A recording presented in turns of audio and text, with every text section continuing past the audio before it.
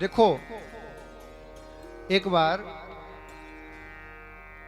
एक कैदी को फांसी होने वाली थी, तो कैदी से पूछा गया, बोले बता तेरी अंतिम इच्छा क्या है। तो कहा मेरी अंतिम इच्छा यह है कि मैं अपनी मां से मिलना चाहता हूं। अच्छा, बोले ठीक है। तो तुरंत उसकी मां को बुलाया गया और सामने खड़ा कर दिया। जैसी मां को सामने खड़ा किया, पास में ही एक सैनिक खड़ा हुआ था। तुरंत वो कैदी गया, उस सैनिक के हाथ से तलवार को छीना और तलवार छीन के अपनी मां का सिर धड़ से अलग कर दिया। सारे देखने लगे, बोले क्या कर रहा है। पकड़ लिया सैनिकों ने, राजा के दरबार में द्वारा ले जाया गया। बोले महाराज देखो इसने कितना दुष्कृत्य किया, मरते मरते। क्या किया? बोले महाराज जब हमने इसको अंतिम इच्छा पूछी तो ये कहने लगा मुझे अपनी मां से मिलना है, और जैसे ही हमने इसकी मां को सामने लाए इसने तलवार से उसका सिर काट दिया। राजा भी अचंभित, तो बोले कैसा आदमी है, अपनी मां को मार दिया। तो पूछा तूने ऐसा क्यों किया? तो वो कहने लगा महाराज मैंने ऐसा इसलिए किया क्योंकि आज मैं जो सूली पे चढ़ रहा हूं ना, वो मेरी मां की वजह से चढ़ रहा हूं। बोले क्या मतलब? तो कहा महाराज मैं अपने जीवन की बात बताता हूं। मैं 5 वर्ष का था, छोटा सा, तब अपने पड़ोसी के घर से गेंद चुरा के लाया था। मेरी मां से आकर मैंने कहा, बोले मां मैं पड़ोसी के घर से गेंद चुरा के लाया हूं, और मेरी मां ने मुझे हृदय से लगा लिया, गेंद को रख लिया और मेरे से कोई भी डांट या फटकार नहीं मारी। तो मेरी हिम्मत और बढ़ गई। फिर मैं धीरे धीरे और चोरी करने लगा, डांका डालने लगा। मेरी मां सारा सामान रख लेती, कभी मेरे से कुछ नहीं कहा, मौज लेती। बंधुओं आज मैं चोरी करते करते करते करते इस स्थिति पे पहुंच गया महाराज कि आपने मुझे फांसी की सजा सुना दी। महाराज यदि जिस दिन मैं गेंद चोरी करके लाया उसी दिन मेरी मां मेरे गाल पर 2 चांटे मारकर मुझे रोक देती तो आज मैं चोर नहीं बनता और मुझे फांसी की सजा नहीं होती। इसीलिए मैंने ऐसी मां का गला काट दिया जो अपने बच्चे को इतना बड़ा जिसने चोर बना दिया। माताओं आपके हाथ में युग निर्माण की शक्ति है, आपके हाथ में देश निर्माण की शक्ति है। आप चाहो तो अपने पुत्र को वीर शिवाजी बना सकती हो, महाराणा प्रताप बना सकती हो, और आप चाहो तो फिर जैसे है रहे हैं वैसे तो है ही रहे। 4 बार हमारा सीढ़ी चढ़ा दो तो ऐसे हाँपते हैं कि ज्ञान की बारे में तो पूछो ही मत। इतने ज्ञानी है कि फटे कपड़े पहन के घूम रहे हैं।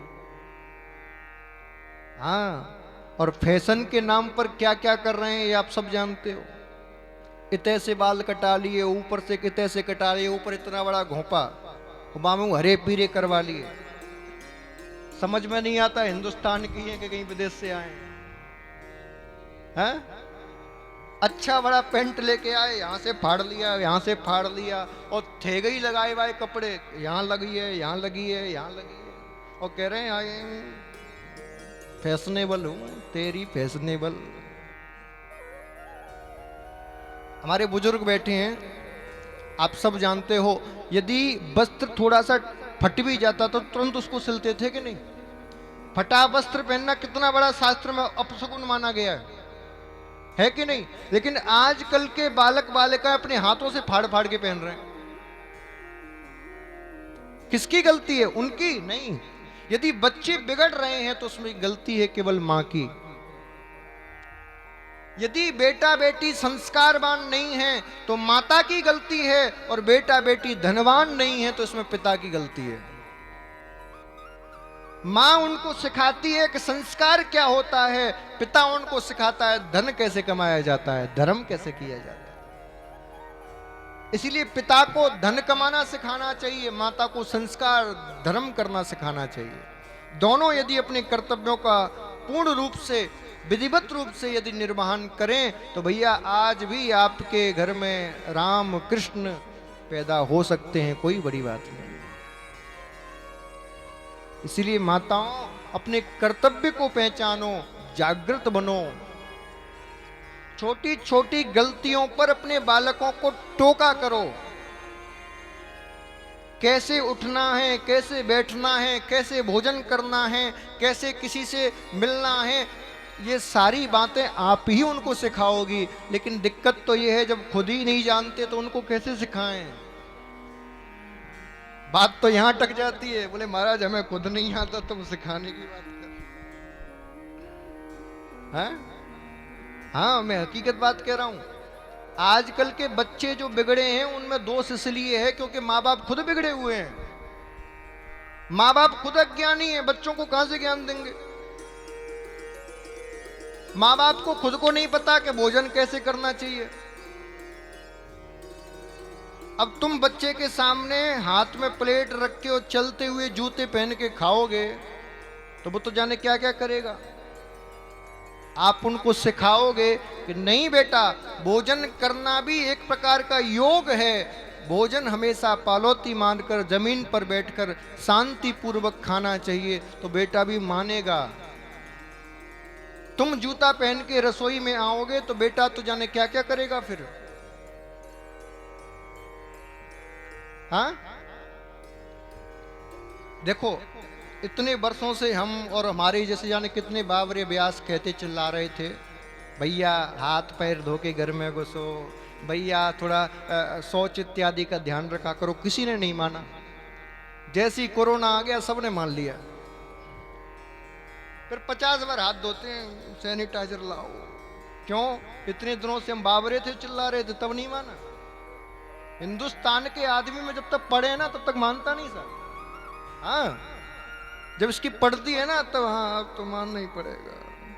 हिंदुस्तान को तो महाराज ऐसा ही शासक चाहिए जो पूर्ण रूप से दंड देकर ही माने, क्योंकि प्यार से तुम सुधरते ही नहीं। इसीलिए राजा को चाहिए कि दंड विधान कठोर हो। दंड विधान यदि लचीला होगा तो समाज बिगड़ जाएगा।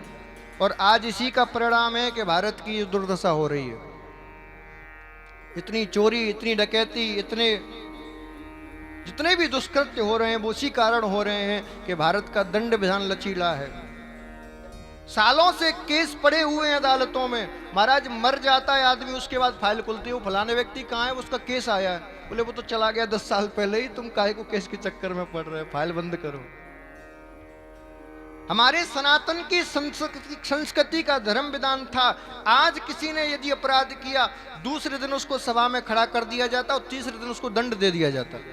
ये विधान था। चौथे दिन का कोई सवाल ही नहीं। और आज तो ये है 50 मर्डर करे आओ, बस तुम्हारे कांटेक्ट होने चाहिए राजनेताओं से, जेब में होना चाहिए पैसा, कोई कुछ नहीं बिगाड़ रहा। हाँ जी के ना जी। और जो बेचारे के जेब में मनी नहीं है, पहचान नहीं है, तो महाराज वो छींक भी दे तो पकड़ के ले जाती है पुलिस। आजकल तो छींकने मात्र से पकड़ के ले जाती है। गांधी जी जब जा रहे थे ना अंतिम समय में, तो किसी ने पूछा, बोले गांधी जी आप तो जा रहे हो, हमारा काम कैसे करेगा, कैसे काम होगा।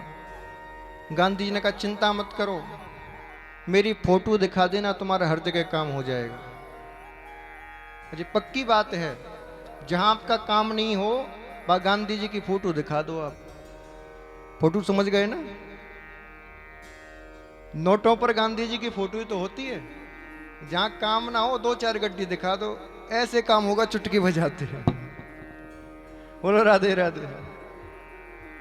तो कहने का तात्पर्य मेरा इतना है, यदि आपको संस्कारवान समाज चाहिए, संस्कारवान देश चाहिए, तो पहले आपको अपने बच्चों को सुधारना पड़ेगा, अपनी संस्कृति को सुधारना पड़ेगा, और सबसे पहले माँ बाप को संस्कारवान बनना पड़ेगा। क्योंकि आपके बच्चे आपके उपदेश से नहीं मानेंगे, आपके आचरण से मानेंगे। आपके बच्चे आपके आचरण से सीखेंगे।